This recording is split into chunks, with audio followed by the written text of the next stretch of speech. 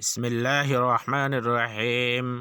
হযরত আবু সাঈদ খুদরি রাদিয়াল্লাহু বর্ণনা করেন যে রাসূলুল্লাহ সাল্লাল্লাহু আলাইহি ওয়াসাল্লাম ইরশাদ করিয়াছেন, হে আবু সাঈদ, যে ব্যক্তি আল্লাহ তাআলাকে রব বলিয়া স্বীকার করা ও ইসলামকে দ্বীন হিসাবে গ্রহণ করা ও মুহাম্মদ সাল্লাল্লাহু আলাইহি ওয়াসাল্লামের প্রতি নবী হওয়ার উপর সন্তুষ্ট হওয়া, তাহার জন্য জান্নাত ওয়াজিব হইয়া যায়। হযরত আবু সাঈদ রাদিয়াল্লাহু এর নিকট এই কথাটি খুব ভালো লাগিল।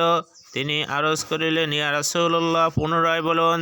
তিনি পুনরায় ইরশাদ করিলেন, অতঃপর বলিলেন, আরও একটি জিনিস রহিয়াছে, যাহার কারণে জান্নাতে বান্দার 100 মর্তবা উন্নত করিয়া দেওয়া হয়।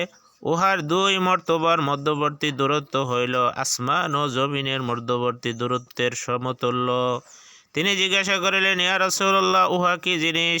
ইরশাদ করিলেন, আল্লাহ তাআলার রাস্তায় জিহাদ। আল্লাহ তাআলার রাস্তায় জিহাদ।